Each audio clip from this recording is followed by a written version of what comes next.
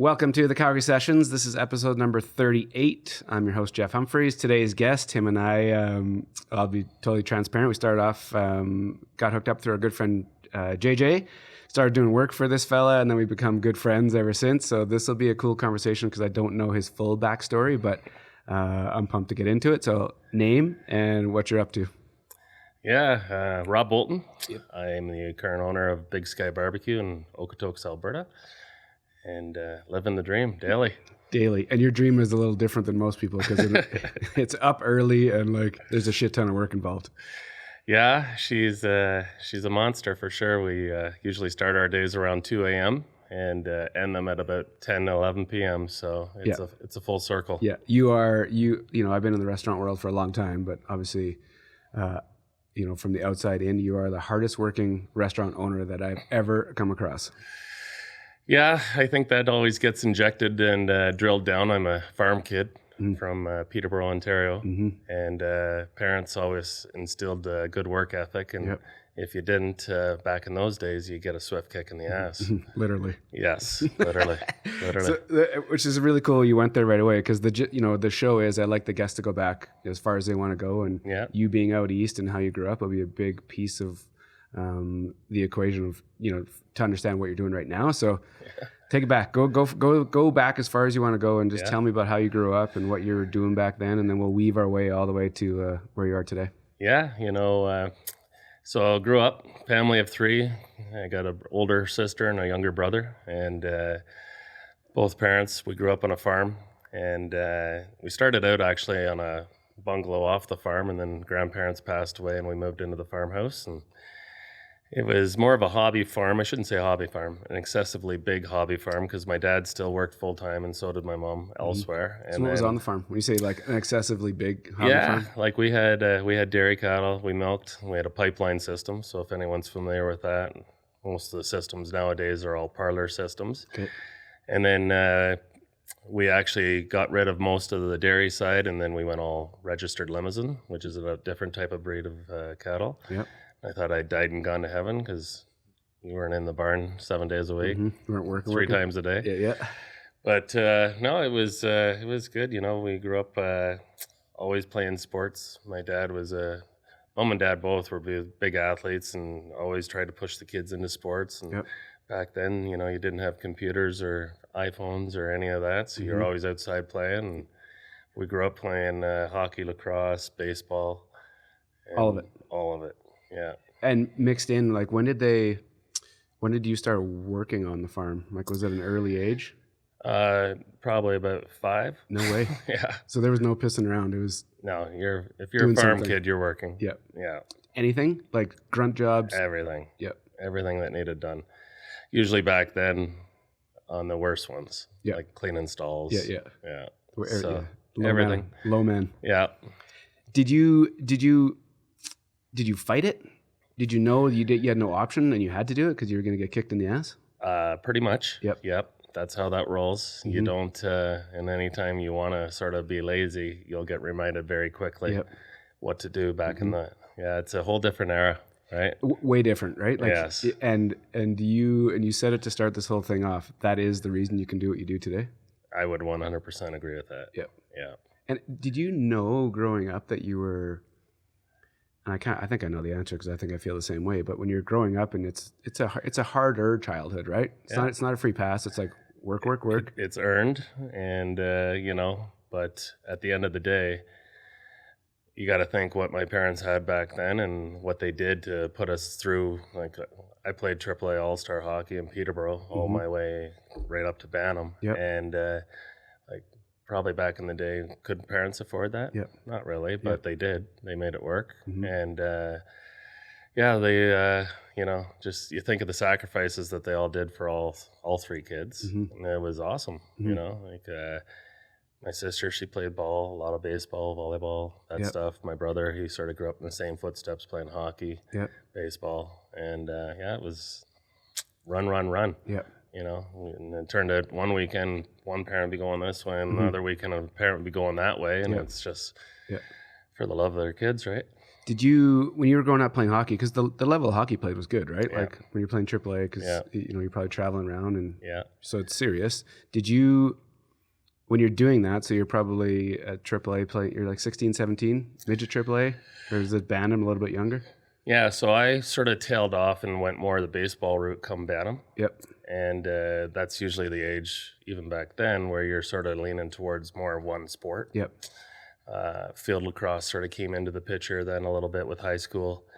And it was, but baseball just sort of became my passion, and hockey sort of fell off. I still played right up until junior, and I just didn't play at the highest level. It was more finding out that there was a party scene behind the scene and getting that scene rolling. Yeah. And it was great. But baseball became my passion probably right around that age at about 15. And so are you doing both then? Are you playing like baseball is like spring, summer? Yeah, spring, summer still back then. And then working too? And working, yeah. So you did that, were you always doing everything? Were you always going to school and working, playing sports and working? Yeah, and I got a job. My dad actually, he was a counselor back home. He knows everyone. So I landed a pretty good little job with the city of Peterborough Parks and Forestry Division. So I was like a park ranger one summer at their driving around, doing whatever. Oh, it was awesome. Yeah, those are probably stories for another session. But beers. Yeah, it was. Some of those jobs were the best jobs ever, and it just kept going. And your dad was cool with you getting off the farm to go work somewhere else? Yeah, so in I think 1990, no, it would have been even earlier than that. 86, we moved off the farm. We sold the farm. Okay. And they built a house on the back acreages there, and that was the change. That was awesome. Yeah. Awesome because you're a kid. You're a kid. I think I was like 15 at the time. And, all of a sudden, hey, I don't have to do chores every night. Like the most we had to do was whippersnip and cut the grass like once a week. It was like a dream. They put a pool in for us. It was like, it's good living. Yeah. Awesome. So then did you know right away you needed to get a job, or did they kind of suggest you get a job? Like where did that? I think that was bred into us. Yep. Like we've always had jobs, even 14, 15, grocery packing at grocery stores, working at a service station pumping gas back then. And I think like $4.25 was minimum wage. That's what you're making? Yeah. So it's just like, okay, I can get out and do this, Going to work. Yep. Crazy. Yeah, they said if you want to go out and have that lifestyle, then you got to work for it. Yep. So they taught us that at a very early age, and I've drilled that down into my kids even to this day. Well, I was going to ask you because the boy works at the restaurant, obviously, and the 13-year-old daughter does. I haven't met her yet. Yeah. Do you, knowing how you grew up and what you experienced and kind of the conversation with your parents, do you have the same conversations with the kids? Is it different? Is it modified? Like, what are you doing? It's definitely modified, mainly because of my wife. Yeah. She's like a buffer? She's the buffer, and she's the backbone of the family for sure. Yeah. You can't talk to kids like that anymore, but at the same time, there is moments where I'll, hardline. They say that grandpa comes out. Oh, yeah. And they listen. Yeah. So it's great, So when you're growing up, so you're kind of doing odds and ends. Did you go to university or what kind of happened? Yeah, so I went to college, graduated in law. Law? And my passion at the time was I was going through to be a cop. No way. Yeah, and in Ontario back in 1993, that's when Bob Rae was in power with NDP, and they basically put an ad in the paper, white males need not apply. No way. Because they were trying to get at the time, the forces all balanced up with minorities, being females, immigrants, et cetera, et cetera. And that was a tough challenge, so we sort of flipped channels pretty quick. And did you finish that law program? Yep. Okay. Yep, graduated. Went to several interviews, made it to like the fourth stage in a couple different police forces. Was first in the physical. Yep. And just never worked out. Like you watch the people that barely finished the run get hired. Yep. And it was because wrong time. They were not a white male at the time. So that's just timing, right? There's nothing against that. It's just... Why'd you want to be a cop? Is there anybody in your world that was like... Yeah, like Dad had a couple good friends that were cops, particularly one, Paul Dunford, was a good friend of the family, and just excited, you know. What was it? Like just the probably team? Back in the day, like the high-speed chases. Yeah. You know. Just driving as fast as you can. And now I've got probably 50 close friends that are all in that force, and I would not pay you a nickel to do that job. Yeah. Like the stuff that they go through, I would never want to do that. I probably would have I probably would have been dead by now. So stressful. It's crazy what they do, but no, I've got a lot of RCMP buddies and city of Calgary right here buddies that are in Peterborough back home. A lot of my buddies grew up, they're cops. And it's just it's a tough job. You dodged that one. I did dodge that, and my mom and dad probably gave us the gift of gab. So when I got into after college, and I knew that path probably wasn't going to work. Yeah, I might have got into a little trouble there as well with a little drinking and that after a ball game one night, but that sort of diverted that off to the side. Yeah. But no, I started out with a Coca-Cola. Okay. Yeah, and I was hired on as a summer student driver. Yep. And just worked my ass off. You know, I would do, the full-time guys were doing like 380 cases, and they were sending me out with 2,800 cases to unload off a side bay truck, which is the ones with the panels on the side. It's like old school. So you had to literally take them out, put them on the dolly, and drag them wherever they had to go. And some of the stores are just like disastrous, right? Like, oh my gosh. Second level stairs. Oh, everything. You're going into the basements, you're sliding it down plywood, and like, I'd go home every night, even at like 22 years old, just sore as hell. Dead. And like at full day? Like, is that full day? And because you had so many, so much product, were they longer days than your counterparts? I would still beat them back to the shop. No way. It was always a race for me. It was always a race.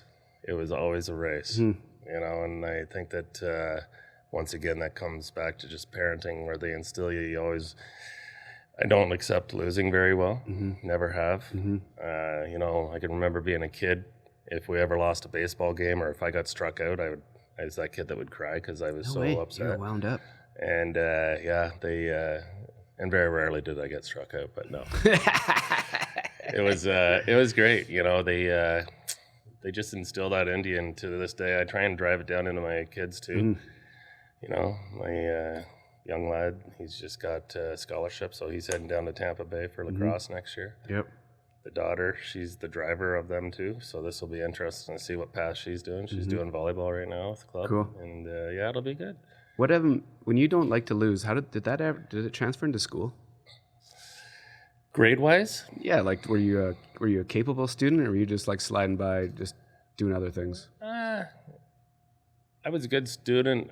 Grades, 70s. Yep. Yep. School never really interested me. Yep. I'd rather say, oh, you know what?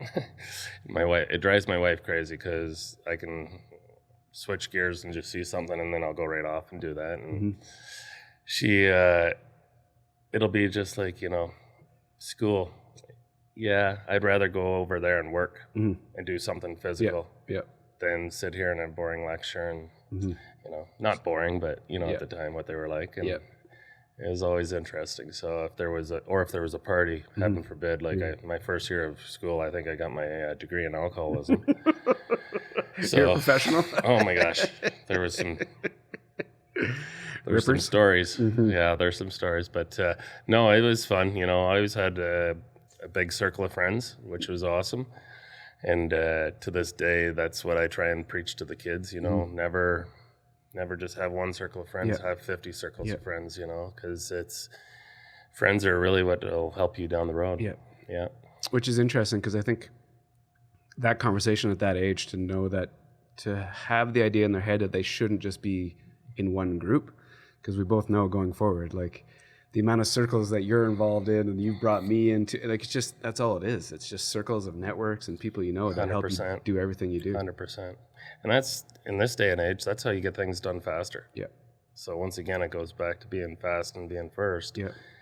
You know, not to fast forward, but when you have all those friends, you can get stuff done in today's world, especially with today, like holy moly, trying to get stuff. You can just use your networks to get that stuff that much faster, which is awesome. And it's different though, right? Not a lot of people have that option. Correct. And why do you think that is?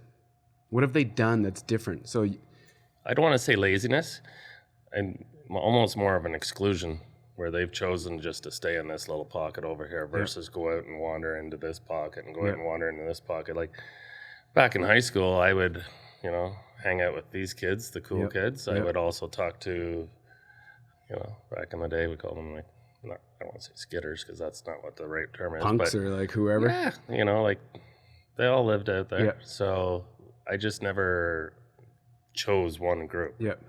And you were chatty?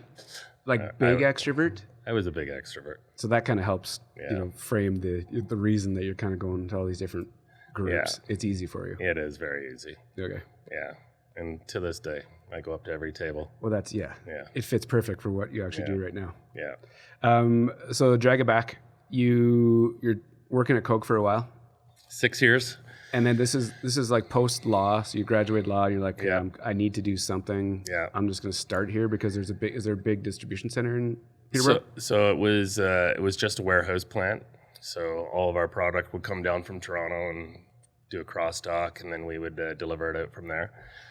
And then a job posting came up, and my fiance at the time, which is now my wife, had moved sort of into the Oshawa area, Toronto area, into dental. Yep.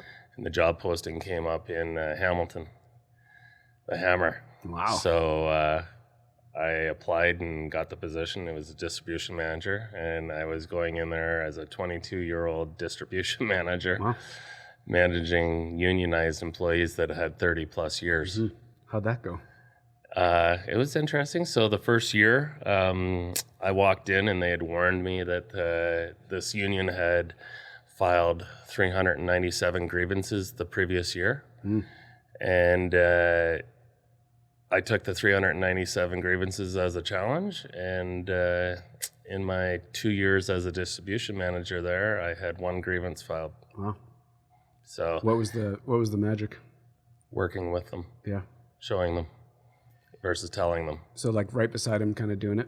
Go out in the trucks with them, you know, figure it out. Mm-hmm. And at the end of the day, a lot of them are great guys. Yep. They were just using the union as a card, which, you know, most of them were great guys. There was a couple that were. Yeah, they can't all be good. Right? Mm-hmm. So, but you went over the good ones would sort of. Take care of the ones that cried. Yep. Right? So you're there for a couple of years doing that gig? A couple of years, and then I got promoted and went into sales.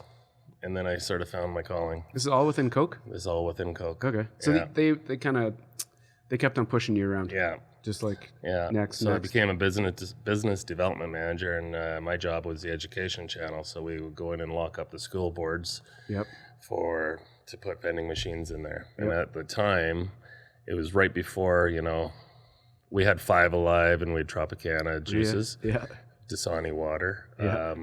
So that was sort of our healthy play to go in there, along with your Coke and your Diet Coke. And then they had Powerade as well, right? So isotonics, and it was awesome. So would you go try and flip schools or get schools to ante up, like sign new contracts, or what were you doing? Flip, sort of secure schools that didn't have anything in them. We'd put vending machines in them, and then it got to the level where it just became all school board deals, and those were like $20 million deals. And are you cruising around just walking into schools and like selling? A lot of the time, you try and make an appointment with them because the principal is usually the one you're dealing with always. But like cold calling, just trying to find the right person. Cold calling. Yeah. Once you get in, it's funny because the principals all know each other and they're a little group. Mm-hmm. Once you break into that group, it was good because then it would go bang, bang, bang, bang. Yep.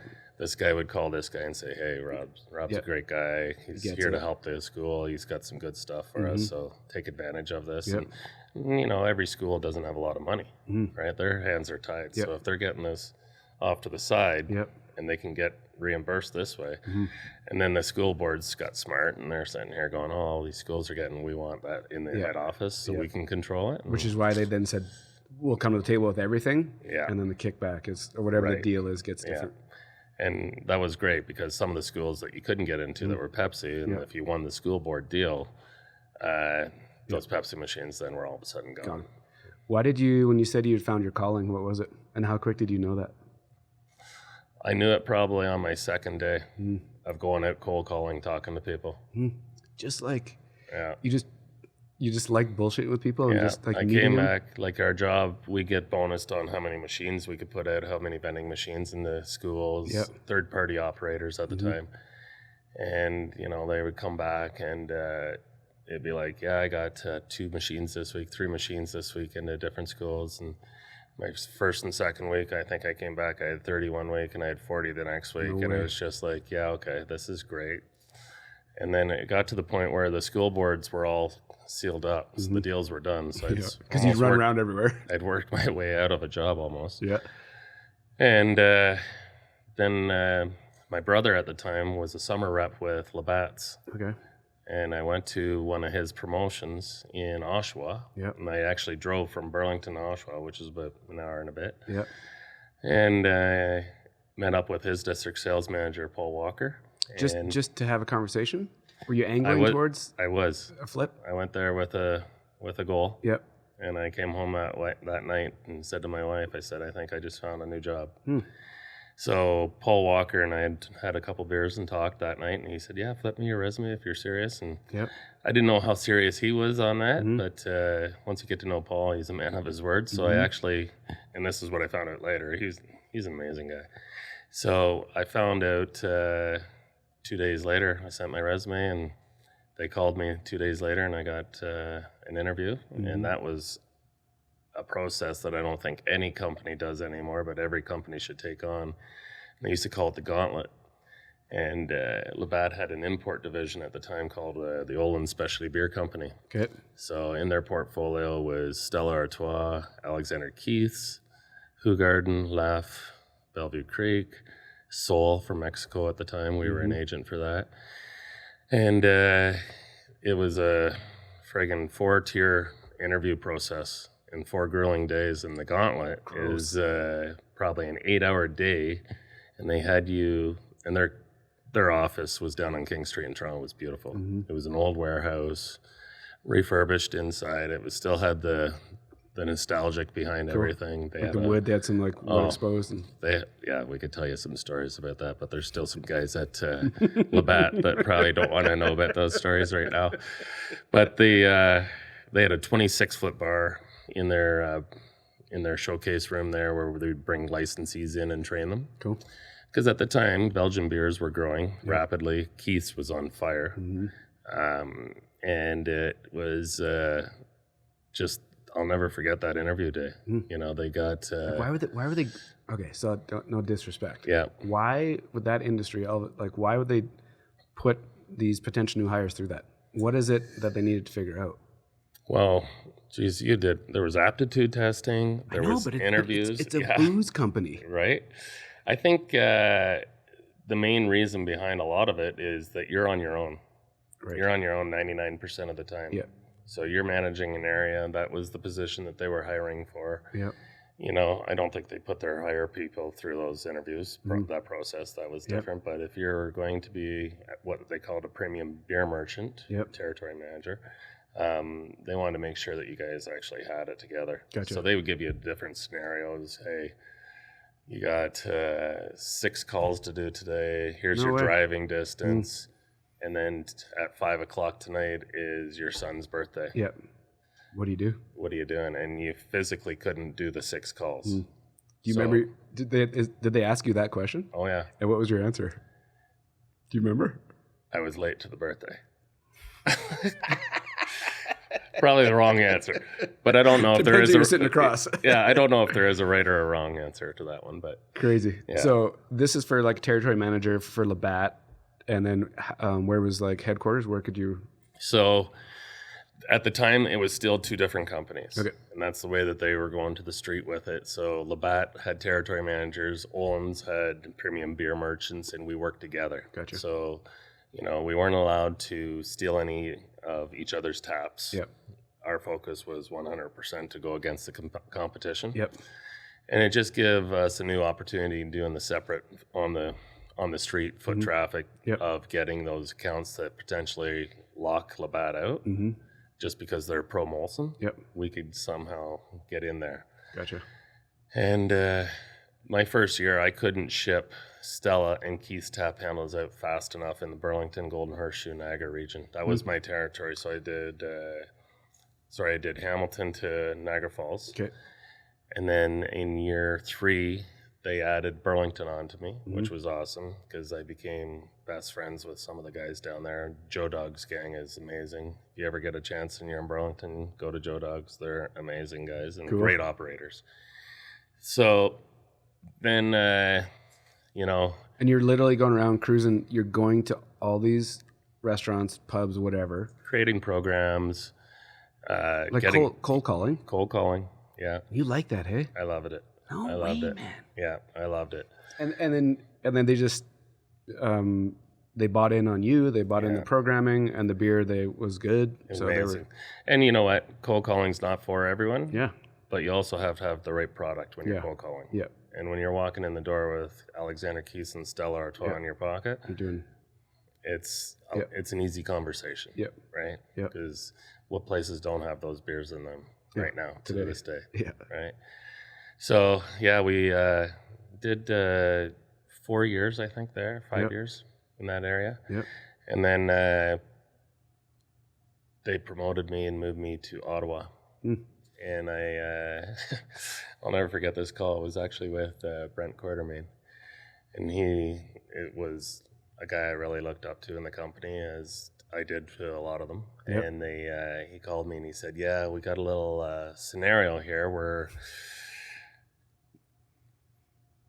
this was during a whole restructure. Labatt just went through a restructuring, and they were losing so they were going to make me a key account manager in Ottawa, which is a thing, right? That's a big jump. Yeah.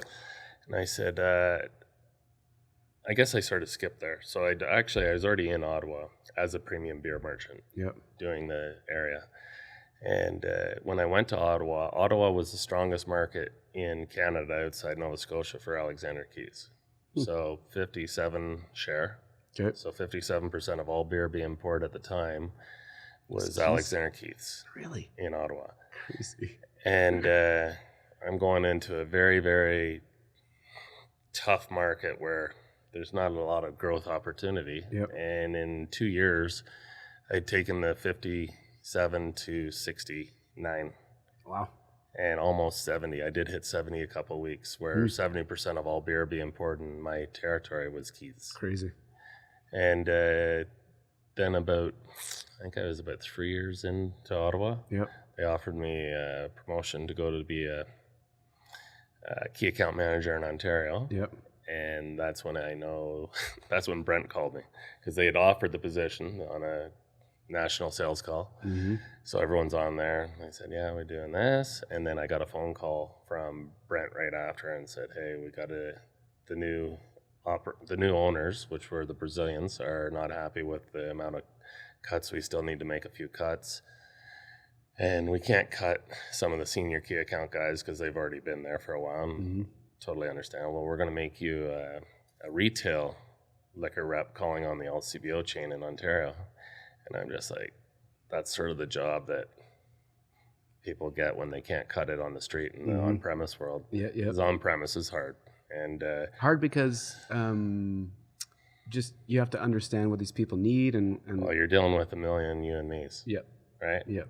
And that's really, whereas the LCBO channel, it's much more governed, and they have, planograms that they have to follow on their shelves. Yeah. Just checking like boxes, and it's dictated. But we did find a way to get in on them as well. So that was good. So you took it? I did.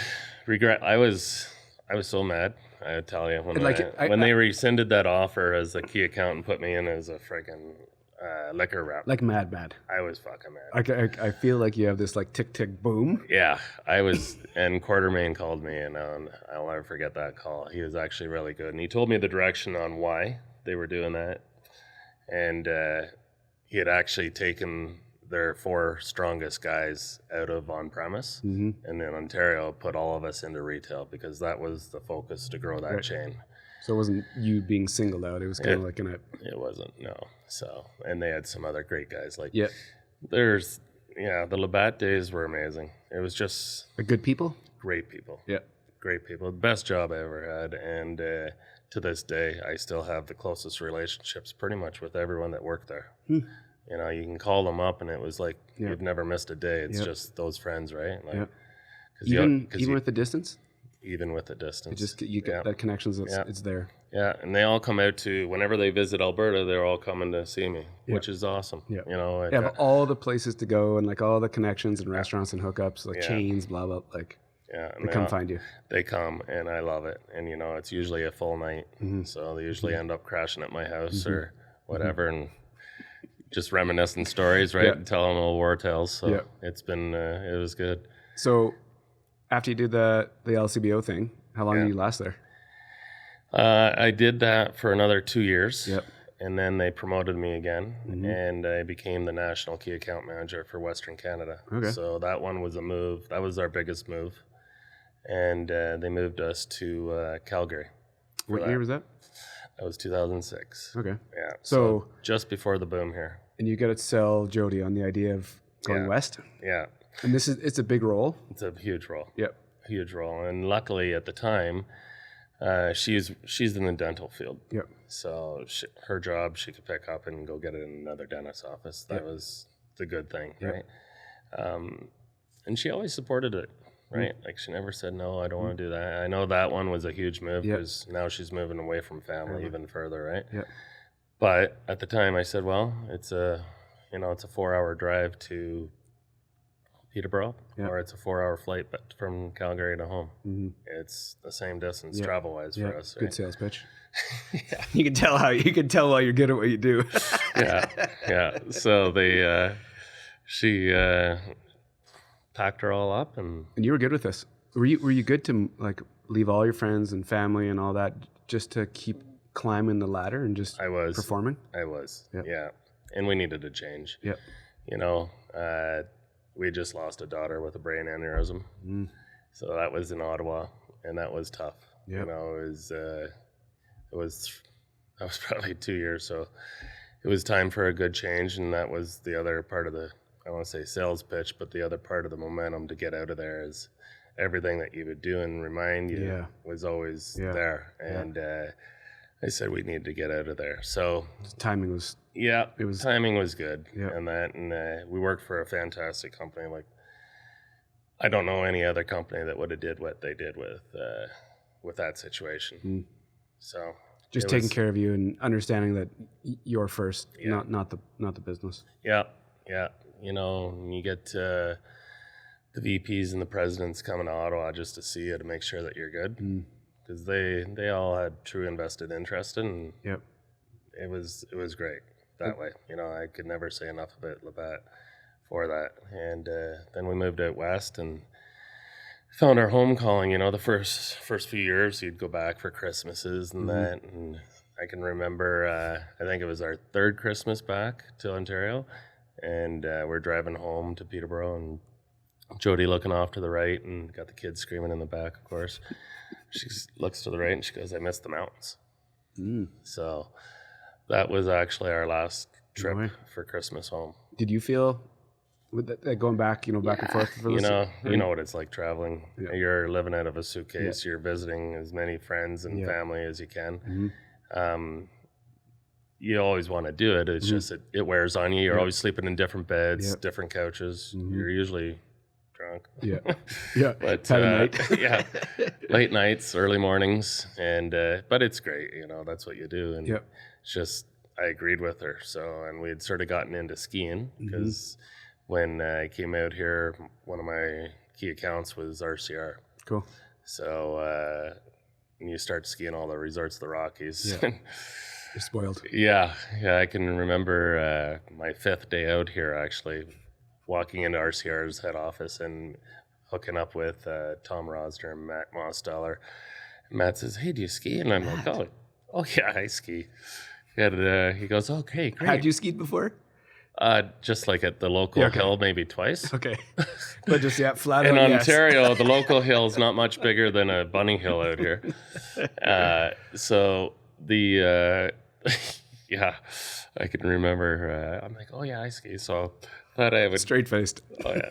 He goes, "Okay, well, good, because we're going heli skiing next week, and I'd love you to come." So I'm thinking, okay, let's do it. I've never been heli skiing. So I'm thinking, okay, how much harder can it be than going just down the hill? I could remember getting out of that helicopter and almost shitting my pants. And I'm looking at these runs that they're going to go down because it was an overcast day, so we're glade skiing in the trees. And I'm thinking, where's the wide open runs that you see people just doing figure eights down, right? Like, that's what I had pictured. My second run down, blew my blew my MCL out. And we were at a Bugaboo's Lodge, and I can remember the guide coming up behind me. He's like, "Do you want me to get the helicopter to lift you down?" And I'm like, "Not a chance." Too much pride for that one. I will get to the bottom. I don't care. And the snow was so deep. It was like, I've never skied in that deep of snow. It was like up to your hips. And we made it down, and I got in that helicopter. I'm just like, I'm done. I can't do this anymore. It's over. Went back to the lodge and had a massage. Sat in the hot tub for the rest of the weekend. Made sure the bar was open when the guys got out from their skiing. So do what you're really good at. It was awesome. But yeah, and then the next year I went back again. They actually invited me back again. Yeah. Do you had regular mountain practice then? Yeah. By then I could actually ski. You're capable? Yeah. So it was fun, but some great memories with those guys for sure. And so Labatt out west for years, and then something changed? So I retired from Labatt in 2009. Yep. And I just had, probably, I think enough of calling on this little area right here in Alberta. Yep. It was going to be either I was moving again, which we didn't want to do again. Yep. So you're either moving back to Toronto, potentially the States, Vancouver, wherever, to a bigger market. Mm-hmm. And I didn't want to do that. We actually loved Alberta. So just felt right. Yep. And we had an opportunity, and I just sort of seen, there was an absence. We were living in a little sub-bedroom community called Okotoks, just outside of Calgary here, and seen an opportunity for a restaurant. And after dealing with restaurants and pubs and everyone for the last 10 years, I'm thinking, okay, I think I can do this better, and I think I can do it or just as good as most. Yep. And we took the leap of faith, and I can remember going into CIBC and them shooting me down, and I'd banked since I was like, ever since you had a bank account with CIBC, so I was crushed. And I remember being at the park that night watching the young lad on the swings and that, and I was talking to my neighbor, and he was the president of the local Scotiabank branch, and he's like, I'm telling him my story about how I was pissed at CIBC and that. He says, "You know what you should do is come see me tomorrow at Scotia." So we did, and we went down, and they approved everything, loved it. You came to the table with the idea to new concept? New concept. Yep. So it was Riley's Cattle Barn out in Okotoks. Okay. We were building it with a rooftop patio. So from scratch? From scratch, ground up. Yep. We had negotiated a lease rate. It was going in a strip plaza out there. Yep. So building wasn't built. We were going to build it ground up with a rooftop patio. Yep. And we got the approval from Scotia. We switched everything over from... Which... Yeah. The chances, crazy, right? Crazy. Zero. Like the girl at CIBC at the time, restaurants is not on their hit list, right? And restaurants are, as you know, every 4 or 5 fail. Mm-hmm. And I'm just like, well, you haven't seen me. But did you know through and through that, like you said, you're walking in these rooms for a decade and you're just kind of picking up little things? What were you picking up? Were you picking up the work ethic vibe or the manager vibe, or what were you looking at? I was picking up what was working for them. So you knew which businesses were busy based on their volume of sales. Correct. And then you would just kind of deconstruct what they were doing? Yeah. And the biggest thing that you always take away from good restaurants for me is relationship. So if that manager comes over or that server, you have a wicked server, right? You're going to go back. Yep. Usually. Yep. The food could be even mediocre and you're going to go back. But if you have really good food and really good service, you're going back, right? And that's really the key. And you knew you could figure it out. And obviously you knew you could work through whatever had to happen. It took a good year to get that part. I'd never really even dealt with the kitchen. I've always been in the kitchens, but I've never actually operated a kitchen. Yep. So steep learning curve. Steep learning curve. Surprised you how?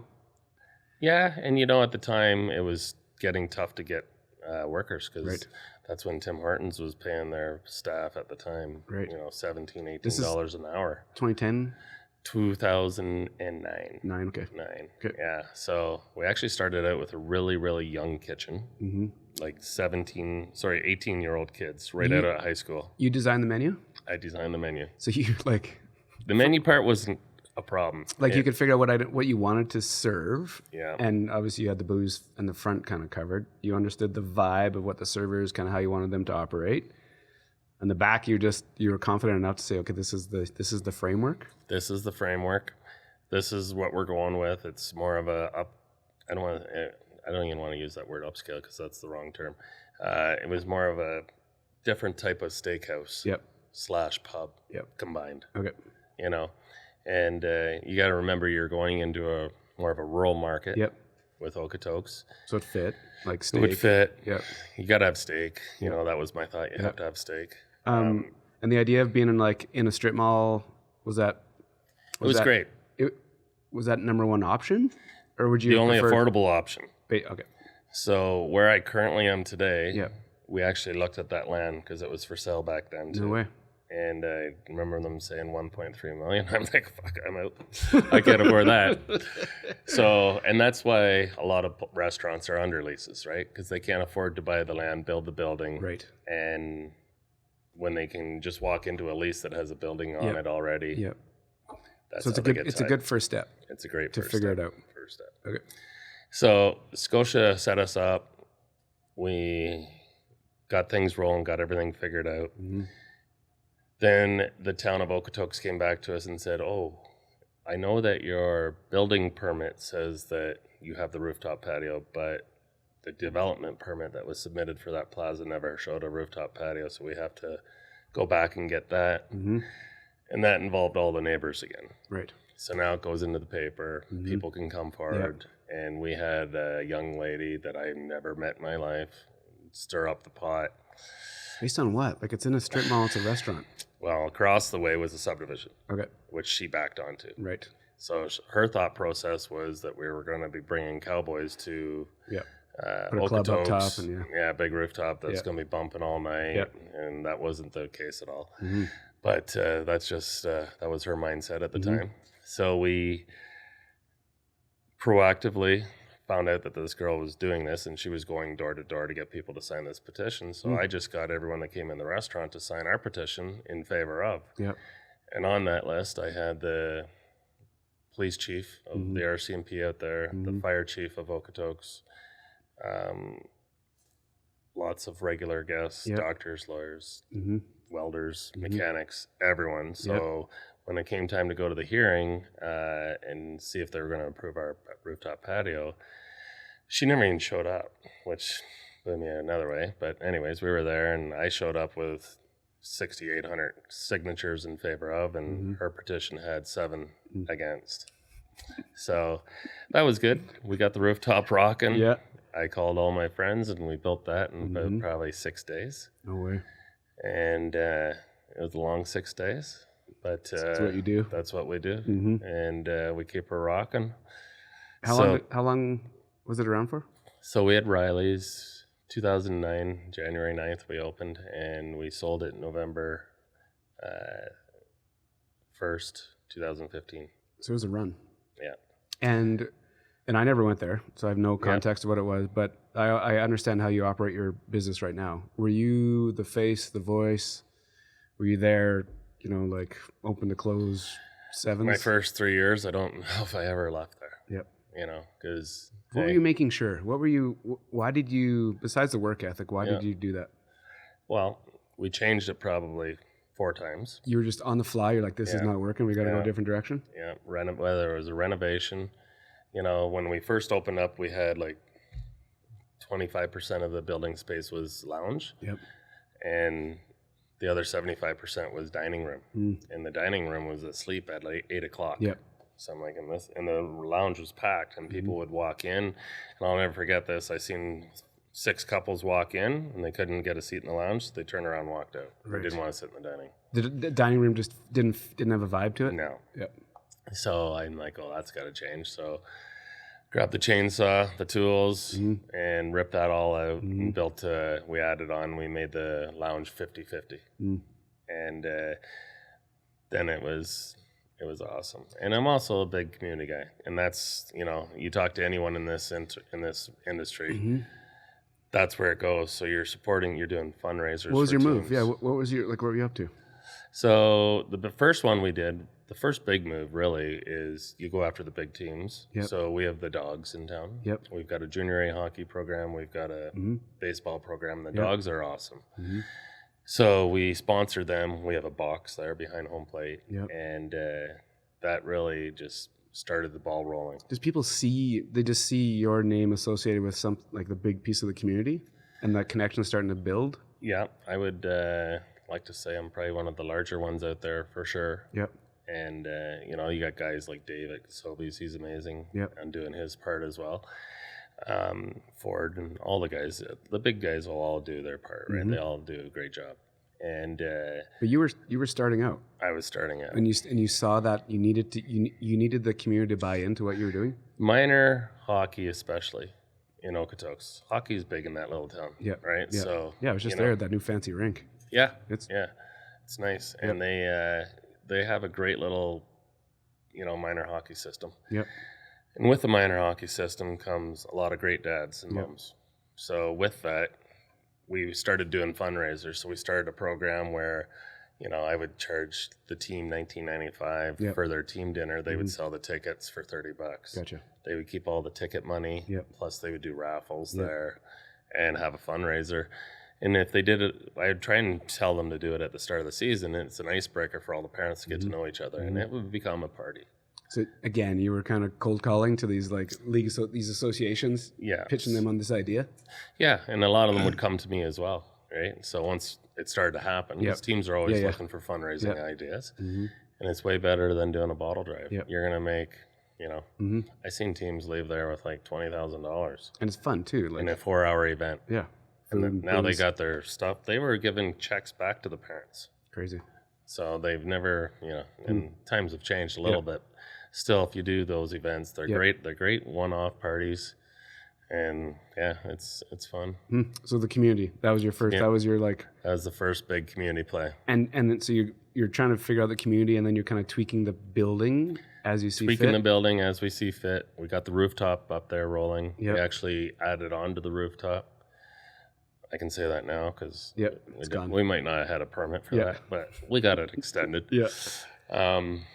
And it was good. It was a run. And why did you decide to sell it?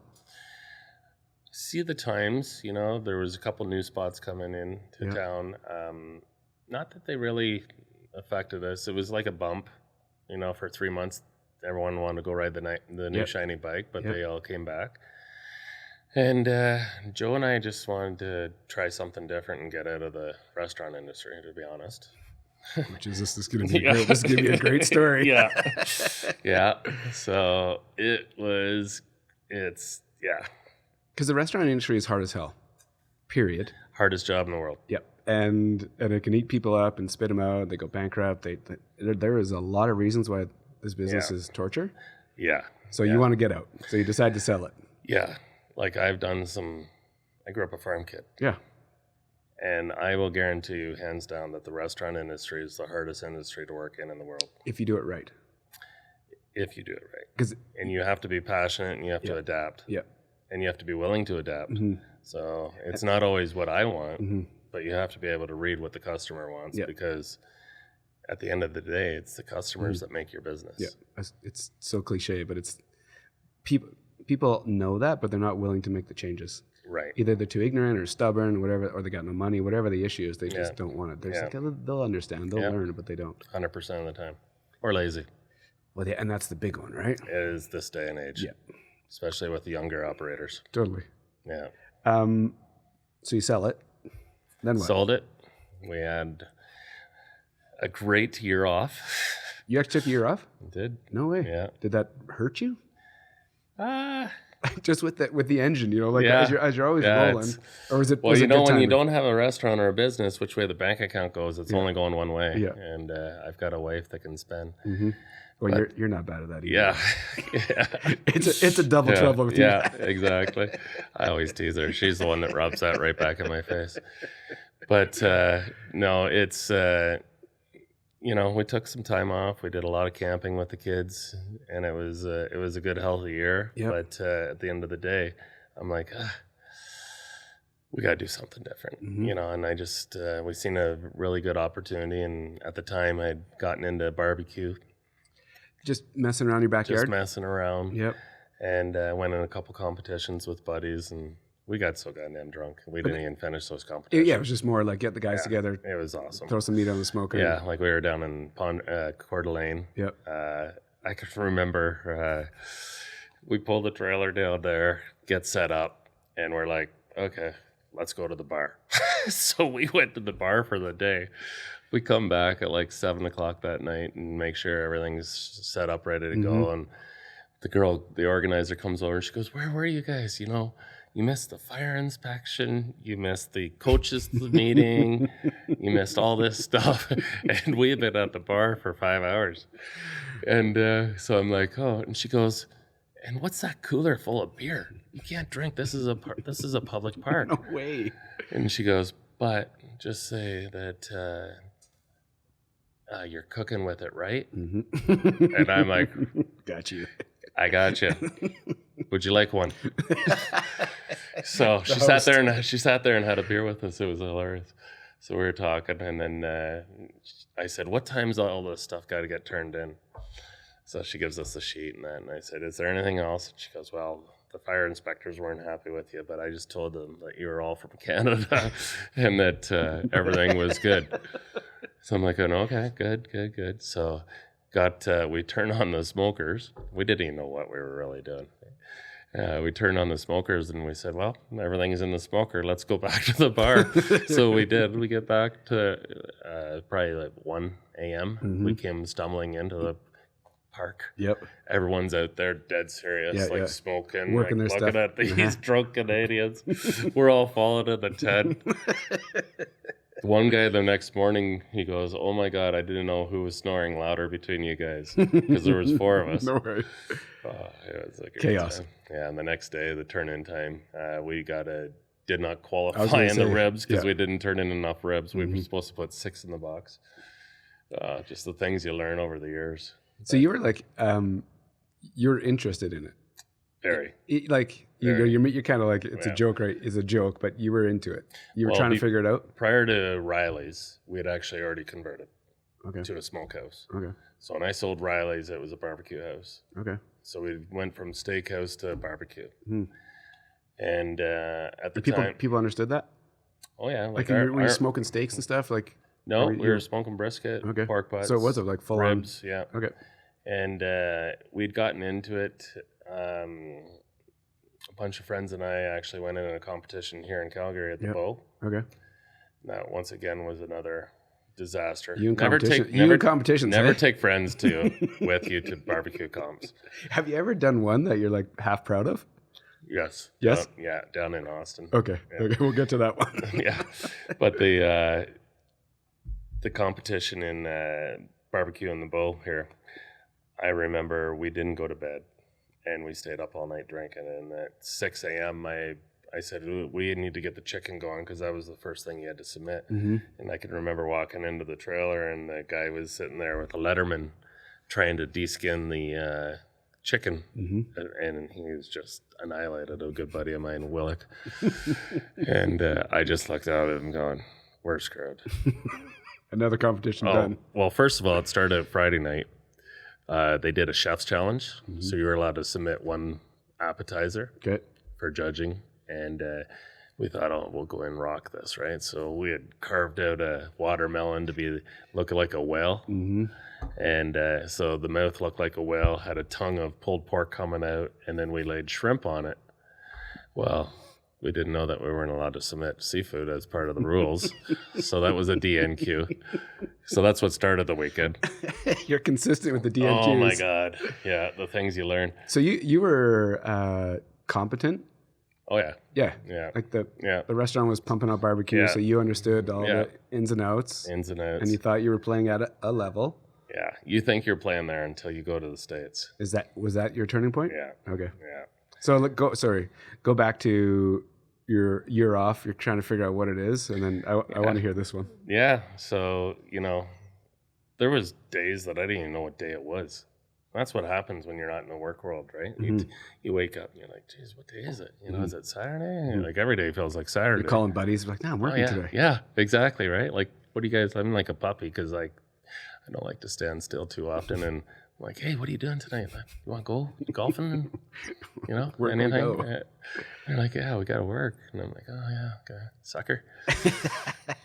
But, and it just gets boring. So we had went down to Texas and just sort of been, I've been there now, 4 times? So you go down there on a like R&D? Yeah. Like figure out smoke? The last one mainly. So the Austin visit was great. Yep.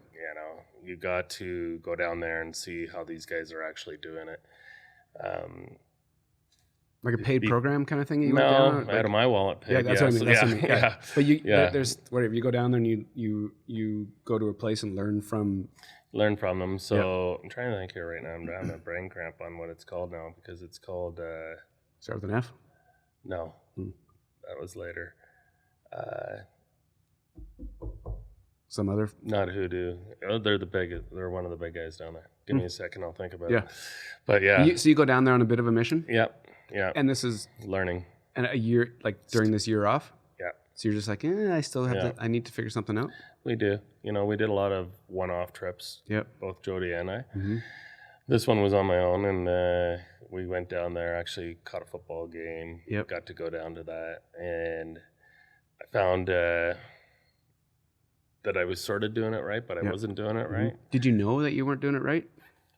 Or were you pretty confident what you were up to? I thought I was pretty confident. Yep. So as we were opening, I took my head pitmaster, Ryan. Yep.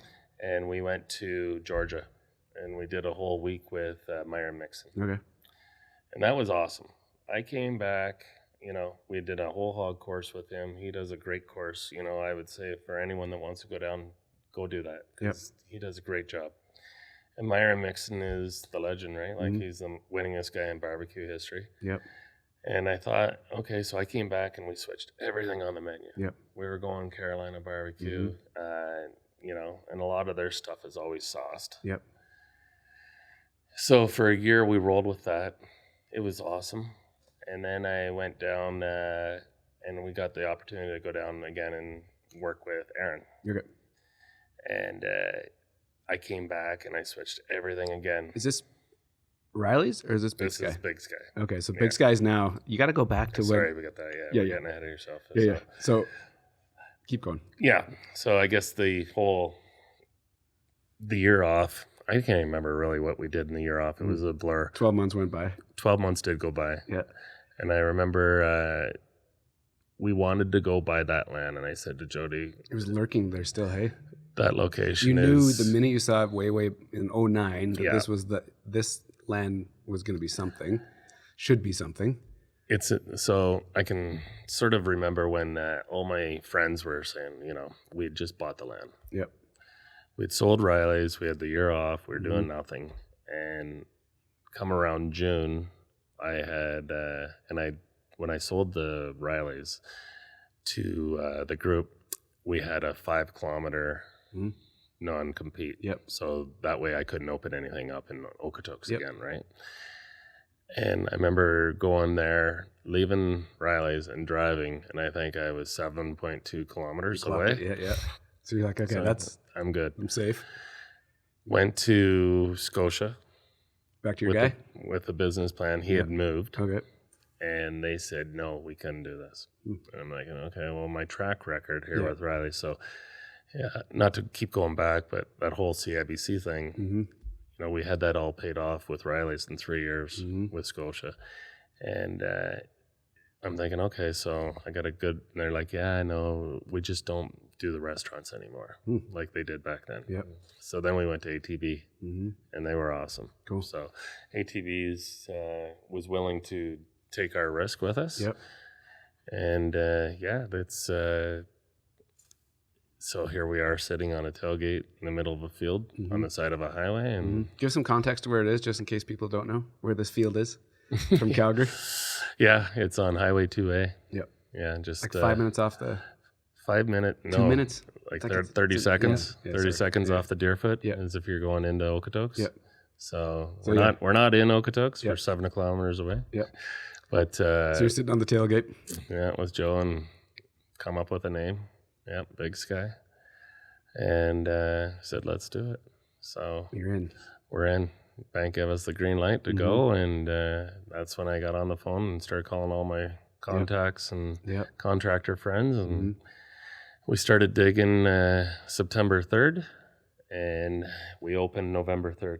I love how you remember these dates, because it's the amount of work that goes into it in that amount of time. Well, I lived there for 8 weeks straight. I actually had a trailer on site, and there was some days where I wouldn't let friends leave because this needed to get done, and I had a goal. And the next step, and I wanted to be open before Christmas and try and get some of that Christmas parties in.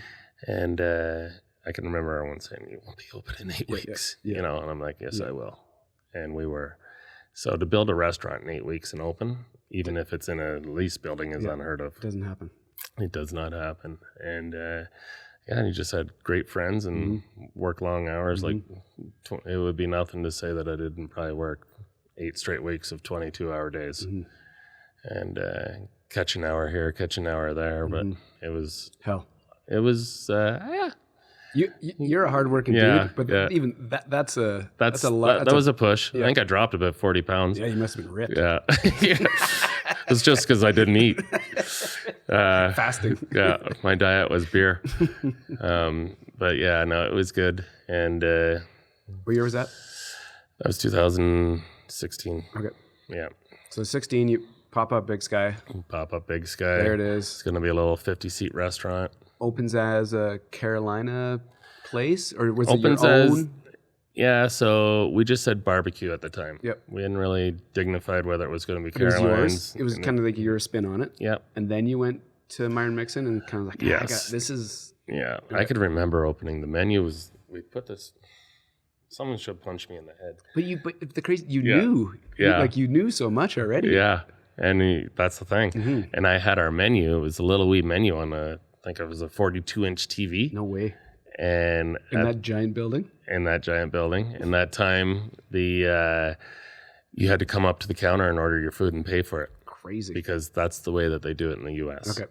A lot of U.S. barbecue houses will, you pay for your food, and then you get your drinks at the table and you start up a second tab. Okay. That did not fly in Canada. So we did that for about a year, and I was trying to retrain people.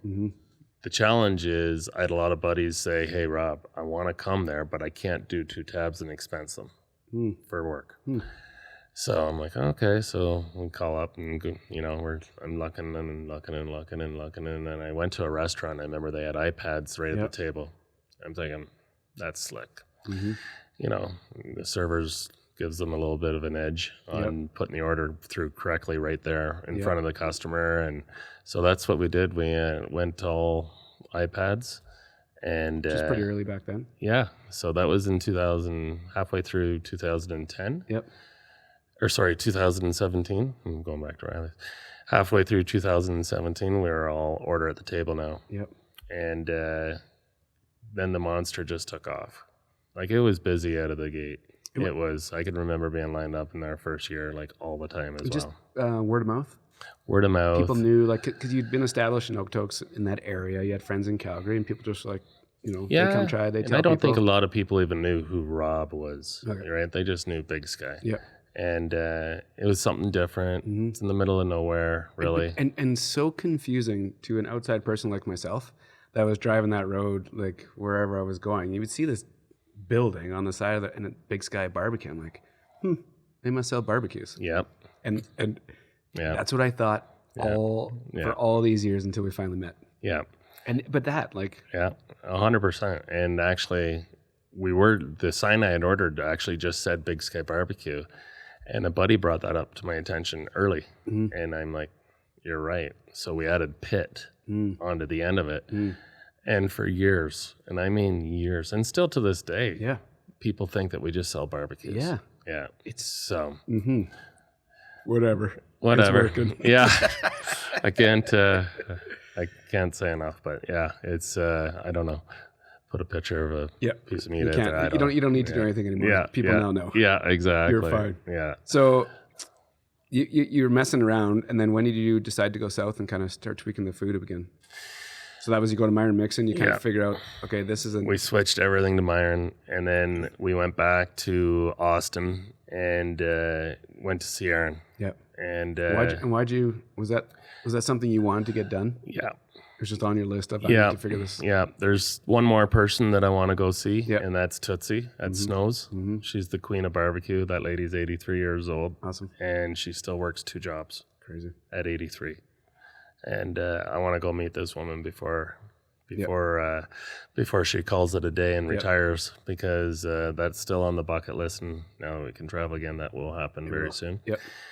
But Aaron is to me, so the way I break up barbecue, and I tell this to everyone, is Myron is the king of competition barbecue. Okay. Aaron is the scientist of barbecue, because that guy is a genius. Yep. And very modest, you know, like if you ever get an opportunity to watch some of his flicks on YouTube or, Masterclass, whatever, he's very in depth on how he breaks everything down. And he's Texas barbecue. So, and in Texas, there's different styles of barbecue too. So everyone thinks, oh, you're Texas. No. If you're north, central, south, there's different styles of barbecue in Texas as well. So he's typically more in the central area, and a lot of salt, a lot of pepper, which is all that they do. And I'm just thinking, that's simple. Because Myron's like all these creations of different seasonings and spices, and it's overkill to me, especially in the restaurant world, right? Like, obviously you have food costs that you want to keep in place, but at the same time, you want to be able to blow people away with some great product. And Aaron's more just love and passion. Right, like it's a science. Yeah, he's very simplistic about the way that he does things, but he's very, very organized and on everything. It's right down to the temperature, right to the single degree. Right, so, and not that my Aaron's not. Don't get me wrong, but Aaron is. That's what he's known for. That's what he's. Aaron's more cocky. Yeah. Aaron, you and I can talk to, right? So that's interesting. That's a difference there. But so we came back, we switched everything again. This is all in a short, like from probably open, 2 years. 2 years, you've flipped the menu twice now. Yeah. And were you nervous? No. This time I was dead confident. Because you had a base of customers and they'd kind of come to you and expecting something specific. And now and I think with the way that we were doing it, we were probably a little bit more inconsistent. Okay. And, you keep learning. Yeah. That's the end. Like every day we change something. Every day. Yep. And we'll do a different feature. We're not just setting a menu out, we're switching it up every day. That's what you want to do, and you want to get the new clientele in. Yep. Like, we have customers now that drive probably 5 hours just to come see us. And I can't fathom that. I can't picture me saying, hey, Joe, let's get in the car and we're going to drive to friggin' Grand Prairie to go for dinner. But people do, and it's amazing. And the last switch. Yeah. That's been the one that you've been riding, tweaking for years now. Yeah. And at the root of it, it's simple. It's how do you want to coin it? Simplistic, like salt and pepper, Texas barbecue. Yep. It's more prep. Yep. Like, we start at 1 in the summer. You know, we're there, but it's basically a 24-hour operation. We've got a new smoker being built right now. So we've what's it called, sir? Kong. We got the Beast, which is our biggest smoker right now, and it's 16 feet. Kong will be just shy of 24 feet. Massive. And it'll do whole hogs. We do hogs right now, so I also have backwoods smokers. Yep. And they're all wood burning. So we don't do pellets, we don't do chips, we don't do any of that stuff. When you're ready to graduate, you get up to stick burning smokers, right? Yep. A little bit, not much more work, but a little bit more. Yep. On getting the heat level to be consistent, but that's also the style of smoker that you get. Yep. And it's been, it's a process. We are probably, I'm going to say, going to look at doing even a 6th smoker here. Cool. Yeah. So. Just. Yeah. It drives my wife nuts. Just the constant movement going forward. Yeah. Growth, change. Growth. But to your point, at the very start of this conversation, that was a chunk of how to create a proper restaurant, right? Innovation. Like, it's got to be a big piece of it. You know, I've done 2 renovations in 5 years already. We're doing our 3rd currently. So it's not you just being like a hardworking. You know, you're not just randomly doing these things. No. It's this constant amount of energy to keep this thing changing and moving forward. Yeah, you're figuring it out. I've got, we have another great partner, Peter. He's in Ontario, and he's also probably the most solid business guy I've ever seen. And we talk. I always dream. Yep. You know, that's Rob. Yep. You know, I'll shoot ideas, and he'll always challenge me with more of the logistical and the financial side of things on why. So it's it's an amazing partnership. Yep. I would never have it any other way. He will challenge us. So right now, you know, we've taken some tables out and we've did the big horseshoe bar. Yep. Because that has been a godsend. You know, people are there all day long. Just at the wood. Just sitting at the wood. Yeah. You know? And that never really happened before. So that's a win. We're bumping the south side of the building out for a new private meeting room. Yep. Covering the back corral because it's an incubator in the summertime. If you've sat it there. It's friggin' hot. Yeah. And then we'll have garage doors roll down. Cool. So it'll be, it's going to be awesome that way. And it's just the way it is. Keep rolling. Always tweaking, changing. Always tweaking. Yeah. Always innovative and always keeping up with the Joneses, as I say, or keeping up with the times. So how many years are you into it now? 5.5. Does it seem like longer? Yes. Yeah. And just because of it feels like it's been there for a long time. And I'm sure the amount of hours you put in, it feels like it's been there even longer. Yeah. You know, I've got a wicked team. Yeah. And that's part of the bonus is just you got to have the right team. Yeah. Like Ryan's been with you for ever. Yeah. Yeah. Since day 2. Yeah. You know, Brendan, Mel, all of them. They're wicked people. Yeah. My young lad's there. Yeah. My daughter's there. You'll meet her. She's a handful. She's awesome. She's the feisty one of the family. Cool. 13 years old, telling me what to do. So boss. that's the way that's the way she rolls. So, but yeah, no, all the kitchen guys.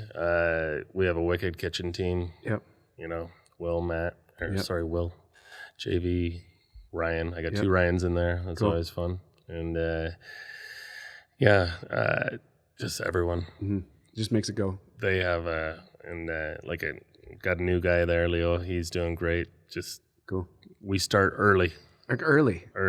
This is okay. We have to clarify this because this was the big eye-opening thing for me was when you say start early, it doesn't mean like you're just chopping lettuce and tomatoes. No. You literally get there at whatever time. Yeah. Whatever time it is, 1, 2, and you're throwing meat on. Yeah. Like it's a real. Like I'll give you a story.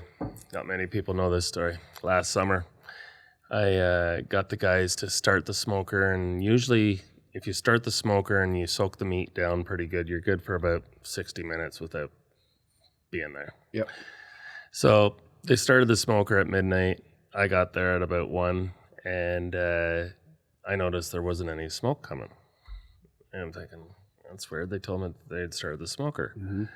So I went over, and our smoker is, we have propane assist, which helps keep the wood burning when we're So you in the -40, you don't have to be out there. There's a little help. Friggin' stalking the wood all the time. Yep. And helps keep the wood burning. So I look in, and the wood's not even burnt. It's still sitting there stacked as if we just started it. That's weird. And I couldn't smell anything, but the propane was on. Oh, that's weird. So I went back. I checked the tank to make sure that there was no hoses kinked off or whatever. And come back up. And you know how you test for if there's gas in there at 1 a.m, you throw a match in. So I held the lighter, and all I seen was that fire coming at me. And I dove out of the way, friggin' tore all my rotator cuff in the shoulder, tore it in 2 spots right off the bone. I've got burns all over my arm, and I'm sitting there rolling around in the middle of the morning, like at 1:30 in the morning by myself. Torched. And so I got up, and I'm thinking, what the hell? So I figured it out, because every time I closed the door on the smoker, it would snuff itself out. So someone had turned the damper on the stack, and every time the door closed, the fire snuffed out. Crazy. So we figured that part out, got it open, and I got the fire going. I'm sitting there with burnt arms trying to light, because we were out of food. We sold out the day before, as always, and we trying to get the smoker going. So I called my wife. I'm on my way home. My arms are on fire. They're just burning like hell. And it's like 3 a.m. then. I'm like, hey, can you get some wet rags? I said I friggin' had a little accident at work. Just a little accident. She's like, what'd you do? So I get home, and she's waiting for me at the door, and she's got wet towels, and she's like, what do you do? And I'm like, whatever. So I said, just go pour an ice bath. I'll hop in there and see if this shit cools down. She's like, you're going to the hospital.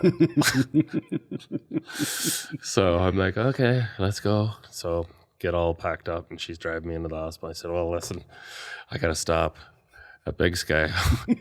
I got to spray the meat. So she's like, you're fucking kidding me. And but you have to, right? Because you have to. Or else it's 30 minutes. Or else all that stuff, all that product is dead. Oh my God. So first of all, I don't know how it wasn't torched, because the fire that came out of that thing was like a torpedo taken off, and it was blowing against the side of my building. Oh my God. Thank God that building's metal. But so we stopped. I sprayed all the meat. She's just sitting there shaking her head like she always does. This is it, though. This is like, that story is like the bow on why you do what you do and how you do what you do. When we got to the hospital, and the girl looks at me, and she goes, oh. So she's like giving me Advil and stuff and trying to get me in. And you know what's good for burns? Silver. Silver? Yeah. Like tablets of silver? Well, they have these pads now, and it's silver pads. Really? Yeah. And it just cools it all down. They put that on, it was instantly gone. See, I hope I never have to figure that out. Yeah, exactly. Just so you know. Okay, thanks. And the price of pads, apparently, according to the nurses, goes up and down with the market of silver. So, but yeah. Crazy. We've been chatting a while. I should put a bow on this sucker. The interesting thing with this conversation, the only question I ask is when I say the word Calgary, where's your head go? I'm going to frame it a little bit different for you. Maybe Southern Alberta. Yeah. So when I say Southern Alberta, where's your head go? Probably the Big Sky. Yeah. Yeah. Immediately. Yep. Yeah. It's just like. Yeah. It's kind of everything. Like. It is. It's your life, right? Like you get up every day. You're always trying to think how you can make it better. Yep. You know, you want to be successful. You want all your staff to love to work there. And you know, it's a monster. Yep. You know, we took what we were originally opening as a little 50-seat restaurant, and it's the biggest barbecue house in Western Canada.